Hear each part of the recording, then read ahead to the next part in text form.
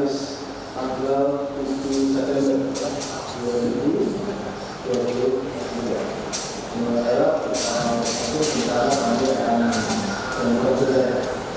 Katakan saja lagi bisa saya duluan atau suruh ditutup. Hari ini terdakwa Mario Dandi dan Shane Lucas akan menghadapi putusan atau vonis atas kasus dugaan penganiayaan berat terhadap David Ozora. Sebelumnya, Mario dituntut 12 tahun penjara dan harus membayar restitusi senilai 120 miliar rupiah lantaran terbukti secara sah melakukan penganiayaan berat terhadap David Ozora. Dalam sidang nota pembelaan, Mario meminta pada hakim agar memberi keringanan atas tuntutan hukum yang diberikan. Saya juga ingin menyampaikan rasa kecewa atas tuntutan jaksa penuntut umum yang menuntut dengan pidana maksimal tanpa sedikit pun mempertimbangkan alasan-alasan yang meringankan. Seumur hidup saya belum pernah sekalipun bermasalah dengan hukum. Dengan usia saya yang masih 19 tahun, saya mengakui bahwa saya kurang bijak dalam mempertimbangkan resiko jangka panjang, di mana seharusnya emosi dan amarah menjadi suatu cobaan dan tantangan untuk dikalahkan. Pada usia muda ini, saya meyakini bahwa saya masih dapat memperbaiki diri menjadi jauh lebih baik dengan meninggalkan cara-cara hidup yang salah dan berubah menjadi pribadi yang baru untuk menyongsong masa depan yang lebih baik. Tak hanya sampai di situ, Mario pun terus meminta keringanan dalam sidang duplik yang digelar 3 September lalu. Dan oleh karenanya tim penasihat hukum memandang bahwa terdakwa sepatutnya layak mendapatkan alasan-alasan yang meringankan dan juga kaitannya dengan unsur perencanaan. Tim penasihat hukum memiliki pandangan bahwa dengan besarnya pidana penjara yang diancam dalam pasal 355 maupun 353 harus ada ukuran yang jelas terkait dengan perencanaan sebagaimana dimaksud dalam undang-undang. Dan kami tetap bahwa berpendapat tidak ada perencanaan dalam perkara ini. Sementara terdakwa Shane Lucas dituntut penjara selama 5 tahun dan membayar restitusi senilai 120 miliar rupiah lebih. Dalam sidang pembelaan sebelumnya, Shane meminta agar hakim memberi keringanan hukuman. Pasalnya, Shane mengaku tidak tahu menahu bagaimana penganiayaan itu akan terjadi dan menyesali perbuatannya. Kini publik menanti berapakah hukuman yang akan dijatuhi kepada Mario dan Shane yang nyaris menghilangkan nyawa David. Tim Liputan Kompas TV.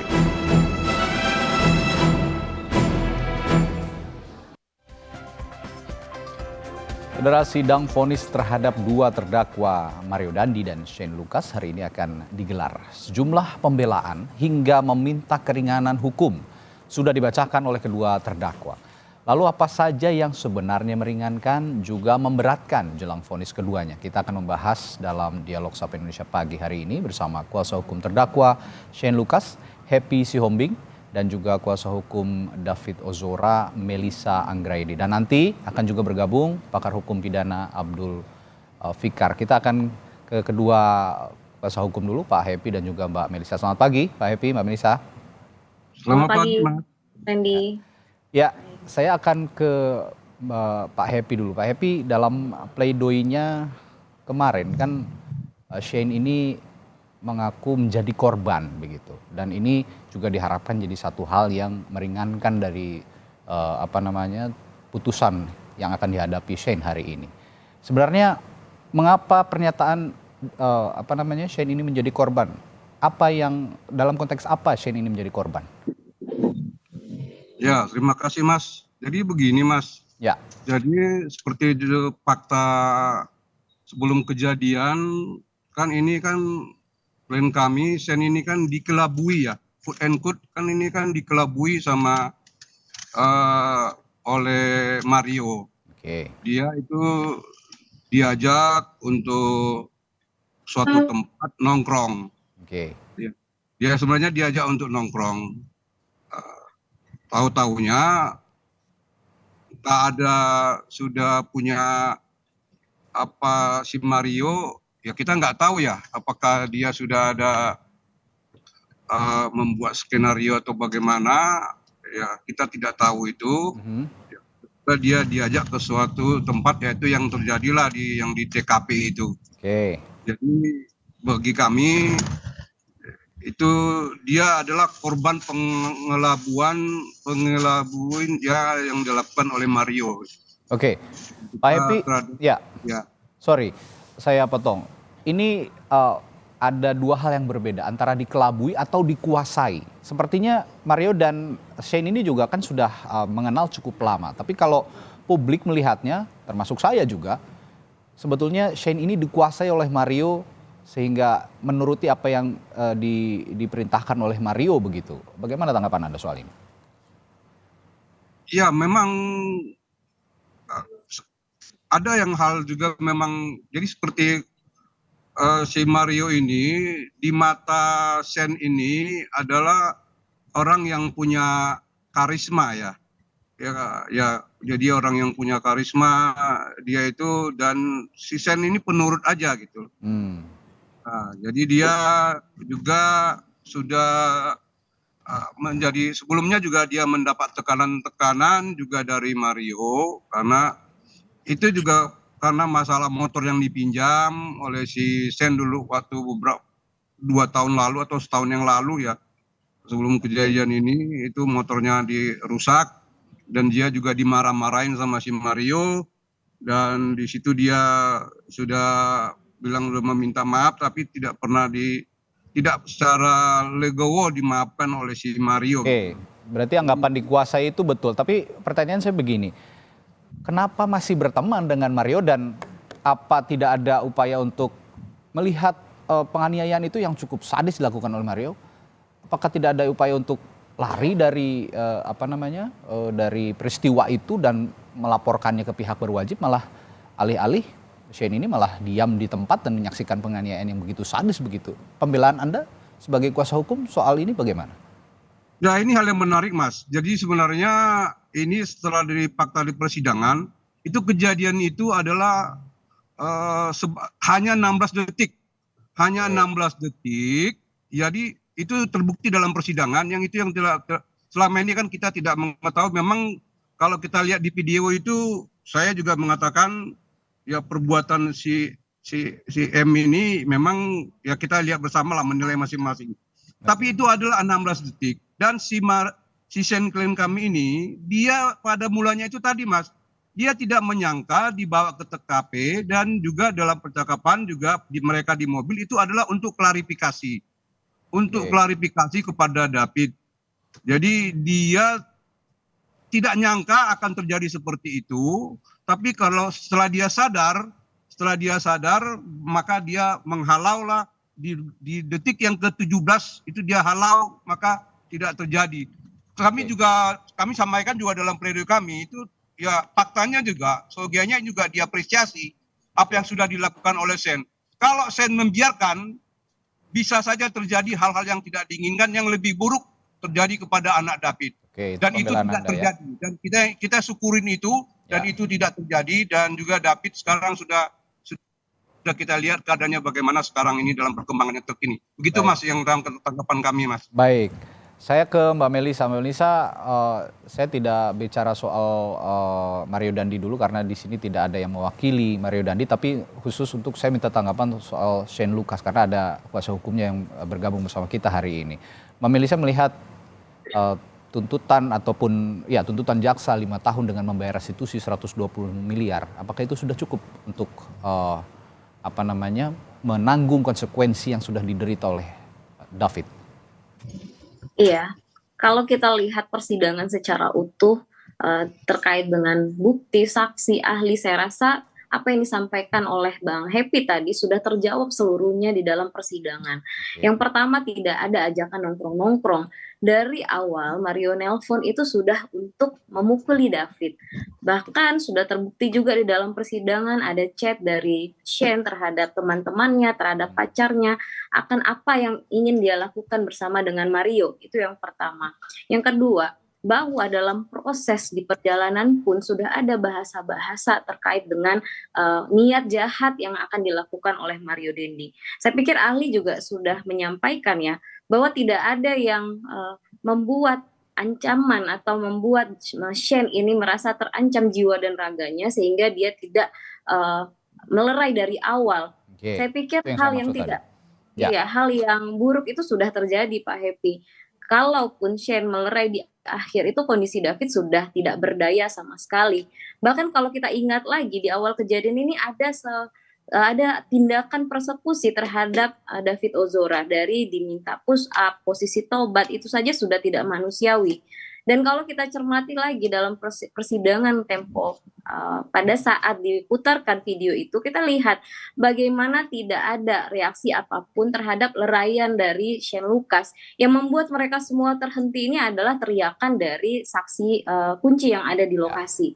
Sehingga saya pikir tuntutan dari jaksa penuntut umum atas ancaman pidana yang diberikan kepada Shane 5 tahun itu cukup rendah menurut kami. Kalau dilihat dari hitungan yang pelaku anak, di mana 3,5 tahun, artinya kalau dewasa 7 tahun, kami pikir dianggap peran dari Shane ini lebih kecil. Sementara dia memiliki kemungkinan yang bisa melakukan hal apa saja untuk melerai ini dari awal. Jadi kami berharap dalam putusan nanti Shane diberikan hukum yang setimpal dengan apa yang dia lakukan. Karena kami melihat peranannya juga tidak kecil. Seperti itu, Oke. Pak Randy. Artinya Mbak Melisa menganggap Shane ini bagian dari seorang perencana, di mana seorang perencana penganiayaan ini juga ada dialamatkan kepada Mario Dandi. Artinya masih jadi bagian jadi perencana penganiayaan begitu ya Shane ini? Iya tentu, dilihat dari unsur-unsur pasal yang didakwakan terhadap Shane Lucas, penganiayaan berat ini sudah terjadi. Perencanaannya juga sudah terbuka di dalam persidangan. Bahkan hakim pun juga menyampaikan bahwa Shane jangan merasa seolah-olah dia adalah pahlawan di situ karena dia melerai. Sementara kondisi David pada saat dia melerai sudah tidak berdaya. Jadi kondisi sudah tidak baik-baik saja, seperti itu. Ya. Respons Anda Pak Happy, bagian dari perencana Shane ini, masuk dari bagian perencana karena sudah ada koordinasi lah boleh dikatakan antara Mario Dandi dan Shane untuk mendatangi David Ozora untuk ya kasarnya kita melihat itu awalnya bulian begitu, membuli David Ozora dan akhirnya menganiaya. Bagaimana respons Anda soal ini Pak Happy? Itu nggak benar, kami fakta persidangan juga yang jadi sebelum kejadian itu tidak ada sama sekali ya hanya hari itu aja. Pada hari itu aja Shane itu ketemu dengan Mario. Itu juga suatu dia dijemput dan juga setelah dia dipaksa dia sebenarnya sudah menolak, tidak ada perencanaan. Jadi kita kan kalau melihat tindak pidana ini kan harus melihat dulu pra kejadian dan setelah kejadian. Jadi pra kejadiannya tidak ada perencanaan sama sekali. Yang dikatakan, yang dirancang, yang dibicarakan oleh si Mario maupun si Shane. Dan si Shane juga mengatakan apa juga yang akan dilakukan oleh dia. Mereka tidak ada pembicaraan orang itu. Jadi sehingga tidak ada perencanaan.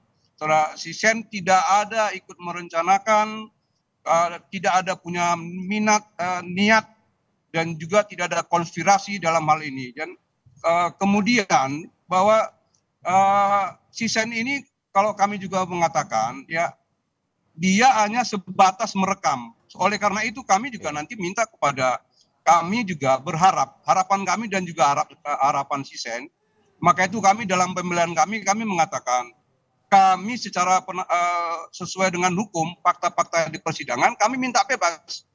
Semua pasal berlapis yang 5 tingkatan itu, yang 355 jadi kan pasal kombinasi relatif, kombinasi berlapis ini. Pasalnya ini kami minta bebas, tapi kalaupun berbeda pendapat kami dengan hakim, kami minta hukuman yang seringan-ringannya. Karena alasannya adalah bahwa perannya dari si Shane ini adalah sebatas merekam. Dan juga bukan dia yang memviralkan itu, dia hanya sebatas merekam dan juga dengan ketidakberdayaan dia yang dilakukan oleh si Mario. Dan sudah ada apa yang dibuat oleh si Shane ini menurut kami juga perlu dilihat oleh majelis hakim. Dan juga kalau memang pledoi kami ya itu menurut hakim tidak diterima, kami juga minta sesuai dengan keadilan, sesuai dengan peran. Jadi keadilan vindikatif. Jadi keadilan vindikatif itu begini Mas. Ya. Jadi apa peran dari orang terhadap objek yang dilakukan itu itulah haruslah nanti hakim melihat keadilan itu. Jadi keadilan vindikatif, dan juga saya lihat kami apresiasi kepada hakimnya. Karena selama sidang kami melihat tidak ada a priori. Tidak ada a priori kepada kami, tidak ada juga a priori kepada korban. Jadi dia memberikan kesempatan seluas-luasnya, walaupun memang kita banyak kuasa hukum yang diberikan untuk menanya itu hanya 3 orang. Tapi bagi kami hakim adalah cukup bijaksana. Oleh karena itu, berdasarkan pasal 24 ayat 1 Undang-Undang Dasar, supaya hakim juga mandiri, dia bebas. Tidak ada karena ini sudah kasus viral, jadi jangan karena ini kasus viral itu hakim tidak memutus sesuai dengan keadilan yang sebenarnya sesuai dengan ira-ira itu, Mas. Putusan hakim adalah berdasarkan keadilan, demi keadilan berdasarkan ketuhanan yang Maha Esa. Jadi kami juga minta keadilan, Pak Melisa minta keadilan, kami juga minta keadilan sesuai dengan peran. Menurut kami perannya tidak punya niat, tidak ada rencana, sebatas merekam. Dan dia juga sudah melakukan penghalauan. Kalau itu tidak dilakukan, itu akan terjadi hal-hal yang tidak diinginkan, yang lebih buruk lagi, Mas. Iya, minta dibebaskan begitu dari segala tuntutan, tapi publik juga masih bertanya-tanya hingga saat ini, Pak Happy. Kenapa pada saat itu Shane tidak? Itulah, itu makanya itu, Mas. Begitu. Kalau publik, maka itu saya bilang, kalau publik maka itu hakim harus mandiri berdasarkan pasal 24 Undang-Undang Dasar itu, dan juga pasalkan Undang-Undang 48 2009 tentang kekuasaan kehakiman. Majelis harus mandiri, dia tanpa intervensi. Dalam hal ini adalah intervensi publik. Ya, walaupun memang ini sudah viral, jadi jangan terintervensi, tapi sesuai dengan fakta persidangan. Dan satu lagi ya, kami mengatakan, Shane juga mengatakan itu. Dia sudah bersyukur, selalu berdoa bagaimana kondisi David ini sudah keadaannya supaya lebih pulih dari awal, dan sekarang menurut kita, saya tidak perlu akan menyampaikan lagi bagaimana keadaan dari si David yang sekarang itu adalah sudah semakin membaik dan semakin pulih. Dalam konteks sama-sama hakim dalam memutuskannya. Ya, baik. Dalam konteks sama-sama meminta keadilan. Tadi Pak Happy melalui kliennya juga meminta keadilan di persidangan. Tapi di sisi lain juga Mbak Melisa sebagai kuasa hukum David juga meminta keadilan. Respons Anda, Mbak Melisa, soal pernyataan Pak Happy yang sama-sama minta keadilan ini. Jadi di mana keadilan sebenarnya menurut Mbak Melisa? Saya pikir dalam hakim memutuskan sebuah putusan sebuah perkara, harus melihat dari bukti-bukti material yang disampaikan oleh Pak Happy terkait dengan keterlibatan Shane yang hanya merekam tadi. Yang pertama, tugas merekam ini sudah disampaikan sebelum sampai di TKP. Kemudian kalau dia ingin menghalau, kalau ia ingin menghentikan perbuatan Mario, hal pertama yang dia harus hentikan itu adalah rekamannya. Tetapi yang kita lihat, rekamannya terus berlanjut sampai adanya teriakan dari Ibu N. Ya, seperti itu. Nah, kami melihat dalam proses persidangan ini sudah utuh. Tidak saja hanya karena adanya dorongan publik, tetapi karena proses penganiayaan, perbuatan penganiayaan yang dilakukan oleh terdakwa ini dampaknya luar biasa. Pak Happy selalu sampaikan di dalam persidangan, dalam pledoinya, di dalam dupliknya, bahwa kondisi David sudah baik-baik saja dan berharap keadilan seperti yang diharapkan oleh keluarga korban. Kami sampaikan, Mas, di sini. 2 hari yang lalu kita juga sudah serahkan dari PPA kepada jaksa penuntut umum, lalu jaksa sudah serahkan juga ke majelis hakim terkait dengan kondisi psikis David terkini. Mereka hanya melihat kondisi fisik David dan lupa bahwa yang dihajar terhadap anak korban ini adalah di bagian kepala. Itu merusak otak, merusak kognitif, dan merusak emosi. Bayangkan anak seusia 17 tahun, tetapi isi kepalanya anak 5 tahun. Bagaimana emosinya dia yang tidak bisa stabil, tidak bisa dilepas, harus di dalam proses pendampingan. Saya rasa ini sudah dijelaskan secara utuh oleh Dr. Tatang. Dampak inilah yang harus diperhatikan oleh majelis hakim dalam memutuskan. Bukan hanya dorongan publik, tetapi dampak yang dilakukan oleh Mario Dendi. Even mereka dihukum 12 tahun, David akan membawa dampak dari yang mereka lakukan ini bisa seumur hidupnya. Seperti itu. Baik, ini sama-sama meminta keadilan, pembelaan dari, ya meskipun tidak ada di sidang, tapi Mbak Melisa melihat bahwa dampak yang sudah diderita oleh David sejauh ini sebegitu besar begitu ya dari penganiayaan yang dilakukan Mario Dandi. Tapi saya perlu, tahan dulu Pak Happy, nanti setelah jeda kita akan lanjutkan lagi perbincangan kita. Dan juga sekalian saya akan menanyakan juga soal restitusi nanti kepada Anda berdua, Mbak Melisa dan Pak Happy. Sekaligus juga nanti ada pakar hukum pidana Abdul Fikar yang akan menjelaskan apa sebenarnya makna restitusi itu. Saat lagi di Sapa Indonesia Pagi. Ya, sebelum jeda tadi kuasa hukum dari Shane Lucas, Happy Sihombing, sepertinya akan menanggapi pernyataan yang sebelumnya dinyatakan oleh Mbak Melisa Anggraini sebagai kuasa hukum dari David Ozora. Perkara tadi Mbak Melisa mengatakan bahwa sebenarnya David ini punya dampak yang luar biasa merugikan bagi dirinya dan harus dilihat kesehariannya. Nah, bagaimana seorang Shane Lucas melalui kuasa hukumnya Happy Sihombing menanggapi hal ini dan bagaimana yang juga mencoba berempati kepada kondisi David Ozora. Silakan Pak Happy. Ya, satu saya akan menanggapi apa yang dikatakan oleh Mbak Melisa. Ya. Waktu soal fakta persidangan, ya kembali juga ini kan kebenaran material fakta persidangan bahwa menghalau itu ya tentang kejadian yang menghalau itu adalah bukan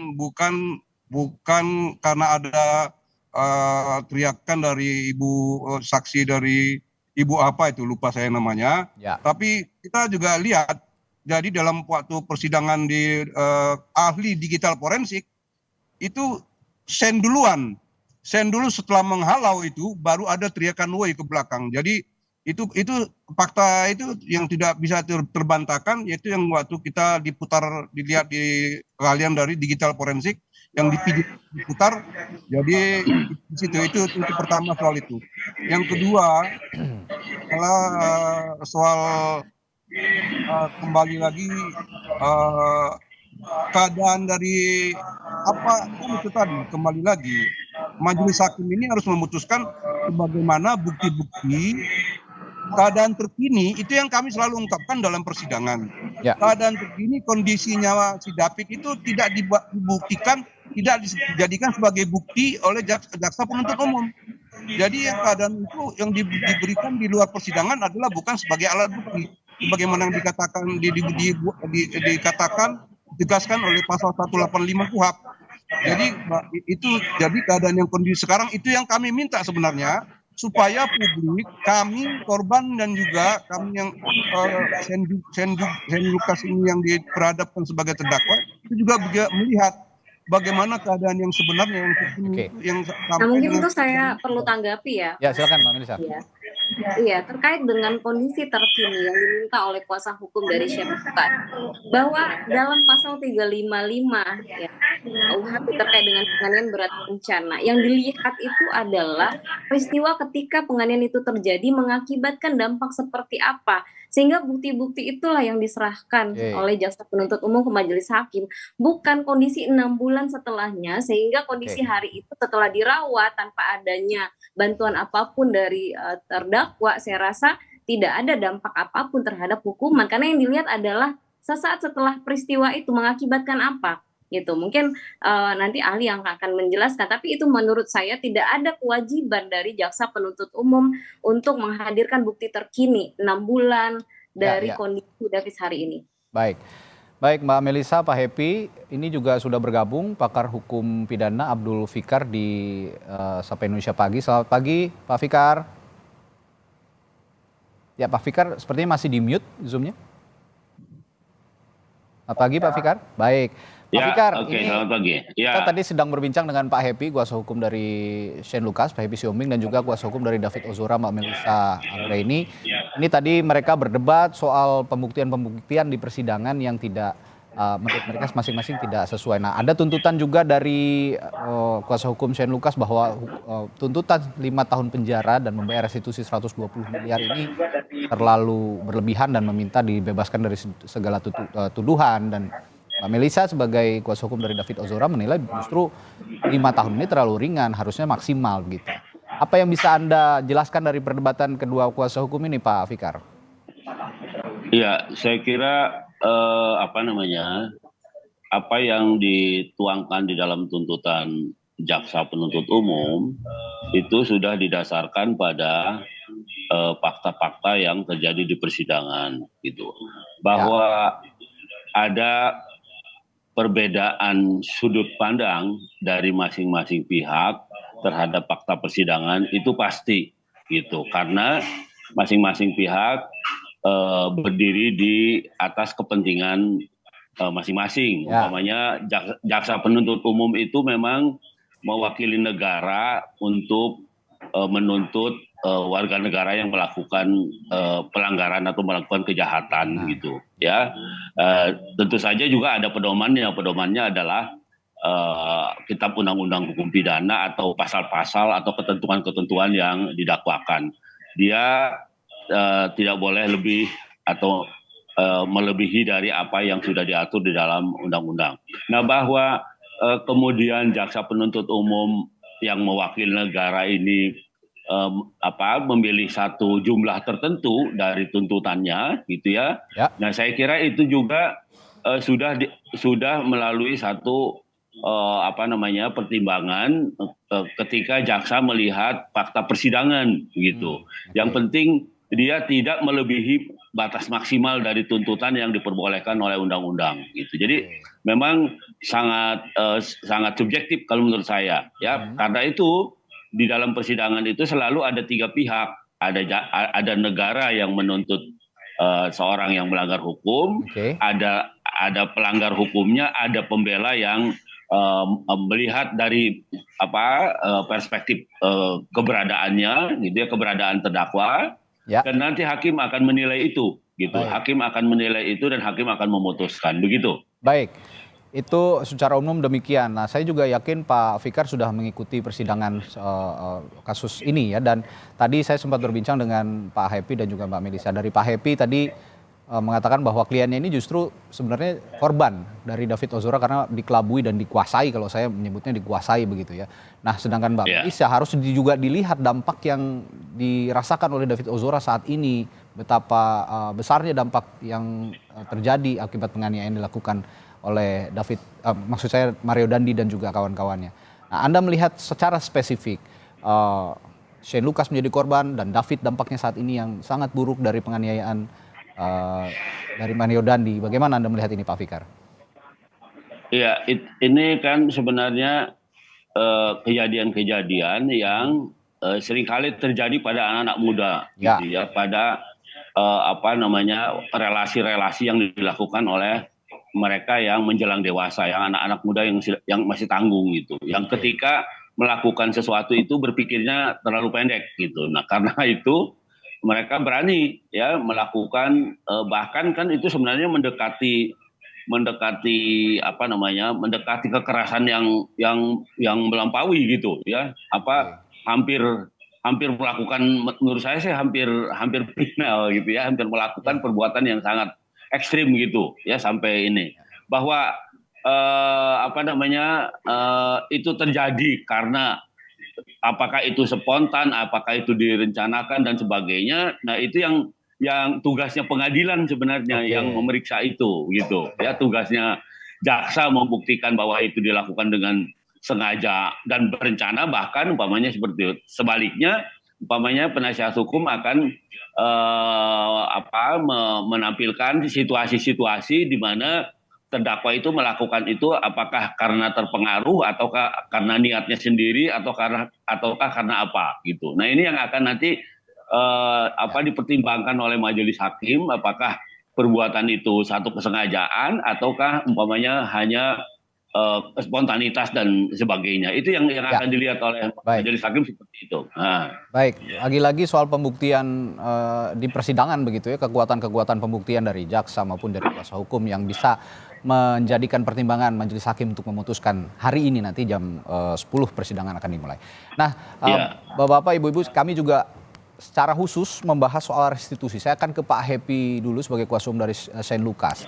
Restitusi yang dijatuhkan kepada Shane Lucas atau ganti rugi ya, restitusi atau ganti rugi yang dijatuhkan pada Shane Lucas selain hukuman tuntutan 5 tahun penjara juga berupa uang restitusi 120 miliar, dan dari pihak Shane Lucas sendiri menyatakan sebenarnya tidak akan mampu untuk membayar restitusi ini. Tapi kan akan ada tambahan hukuman tentu saja untuk tidak membayarnya restitusi dari Shane Lucas ini. Bagaimana respons Anda, Pak Shane? Pak Happy? Iya, kami juga menolak dikompensasikan soal restitusi kepada karena kami menganggap itu ya kalau itu memang permintaan kan mulanya kan tentu kan ada perhitung-hitungan dari keluarganya David itu diberikan kepada LPSK.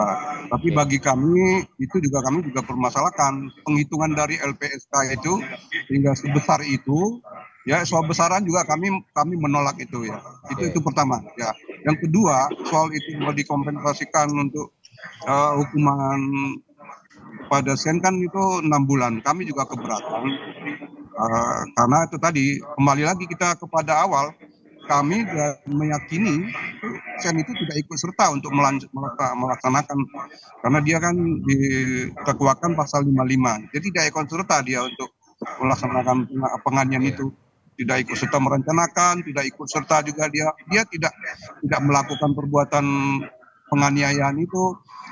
Dan terakhir juga perlu kami sampaikan bahwa peraturan pelaksanaan daripada kompensasi ini juga kan belum ada peraturan yang itu adalah nanti tergantung dari hakim. Tapi yang jelas keluarga Sen atau Sen sendiri itu adalah pengangguran. Dia setelah lepas SMA itu karena tiada biaya, kejadian ini dia tidak ada bekerja, apalagi orang tuanya juga tidak bekerja. Jadi ya kami juga mengatakan itu tidak mampu, bukan tidak mampu kalau itu memang jadi kami juga menolak itu untuk mengompensasikan hukuman kepada Sen. Baik, itu menolak restitusi dan juga tadi dari Anda pihak Anda juga bahkan meminta untuk dibebaskan dari segala tuduhan begitu. Nah, tapi restitusi ini jadi ganti rugi yang sudah diderita oleh David Ozora dari pihak keluarga Mbak Melissa.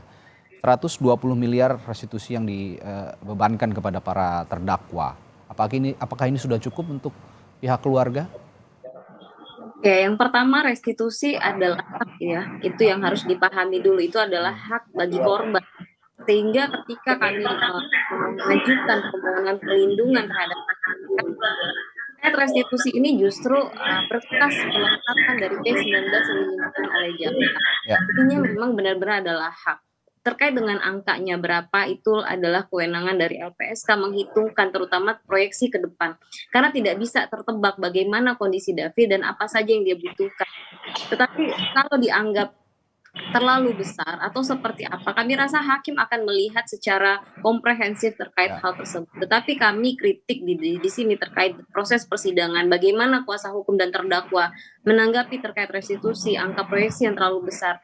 Bahkan angka yang sudah keluar, angka yang sudah diderita oleh keluarga korban, sampai detik ini juga tidak ada iktikat baik, tidak ada upaya apapun. Jangankan bicara 120 miliar, 1 rupiah pun saya rasa tidak ada ucapan dari mereka untuk mengupayakan hal tersebut. Jadi kami pikir harus ada konsekuensi terhadap para pelaku ini ketika dibebankan restitusi tetapi tidak mampu memenuhi, sehingga sudah sangat-sangat layak seperti apa yang disampaikan oleh jaksa penuntut umum, menggali nilai-nilai keadilan. Restitusi itu harus ada beban konsekuensi seperti itu. Ya, terutama untuk pelaku utama dari kasus ini ya, Mario Dandi.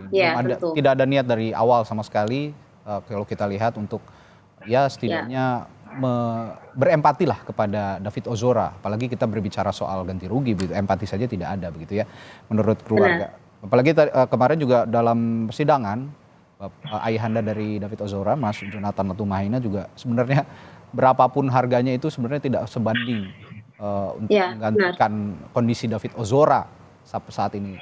At least ada ucapan atau empati itu sebenarnya sudah bisa cukup mengobati, tapi sampai detik ini tidak ada. Karena mengingat seperti ini Mas, saya tambahkan sedikit. Mengingat selama proses persidangan mereka selalu bilang berempati, mendoakan. Termasuk kuasa hukum dari Mario Dandi yang selalu bilang orang tua berkali-kali ingin bertanggung jawab. Tetapi ketika diberi ruang oleh proses persidangan oleh majelis hakim, mereka langsung dengan gegap gempita menyampaikan kami tidak mampu, kami tidak mau. Seperti itu.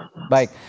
Pak Fikar, Anda sebagai pakar hukum pidana juga mungkin banyak yang menonton pagi hari ini, pemirsa Sapa Indonesia Pagi, yang belum terlalu paham apa itu restitusi atau ganti rugi. Nah, sifatnya ini apakah sebenarnya wajib di mata hukum? Sebagai pakar hukum pidana bisa menjelaskan soal ini, Pak Fikar?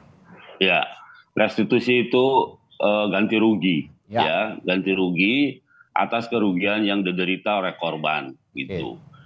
Biasanya pada waktu-waktu yang lalu pembicaraan mengenai restitusi itu pada forum sendiri gitu. Artinya dibuktikan dulu kesalahannya, setelah terbukti baru ada gugatan atau tuntutan restitusi itu atau ganti rugi itu. Tetapi ini perkembangan peradilan pidana kita sangat bagus gitu ya, karena kemudian persidangan bisa juga mempertimbangkan itu gitu. Nah, persoalannya adalah apakah jumlah itu udah dibuktikan di dalam fakta persidangan. Nah, maksud saya ketika jaksa atau jaksa ya, sekarang belum ada putusan ya. Jaksa itu mengemukakan angka tertentu, mestinya itu juga menjadi fakta persidangan gitu. Maksud saya jaksa seharusnya juga mengundang rumah sakit atau mengundang pihak-pihak yang tahu persis gitu jumlah itu berapa gitu ya. Jumlah yang akan dituntutkan di dalam restitusi itu berapa. Itu mestinya menjadi fakta persidangan juga gitu. Nah, karena itu kalau menurut saya meskipun ada hitungan-hitungan standar, menurut saya hakim menjadi kesulitan karena itu bukan fakta persidangan gitu ya. Karena itu bukan sesuatu yang diperiksa di persidangan, meskipun itu fakta ya. Fakta sosial iya gitu, fakta sosial iya di luar persidangan, tetapi dia seharusnya diperiksa juga di persidangan dan menjadi bagian fakta persidangan, sehingga hakim bisa mengacu ke sana ketika menentukan harus berapa ganti rugi itu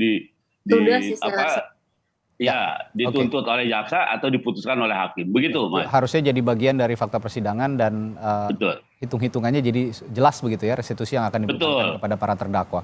Baik, terima kasih penjelasannya Pak Fikar. Nah, kita masih nantikan nanti ada sidang vonis terhadap para terdakwa kasus penganiayaan terhadap David Ozora, ada Mario Dandi dan juga Shane Lucas, dan juga ada anak AG nanti yang akan dibacakan oleh Majelis Hakim di Pengadilan Negeri Jakarta Selatan mulai pukul 10. Kita sama-sama menanti, publik juga menanti vonis yang seadil-adilnya dalam kasus ini, yang juga sudah menyita perhatian publik selama ini.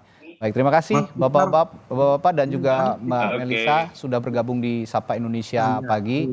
Mbak Melisa, Pak Happy dan juga Pak Fikar. Sehat-sehat selalu Bapak-Bapak dan Ibu. Sampai jumpa lagi. Ya, mari.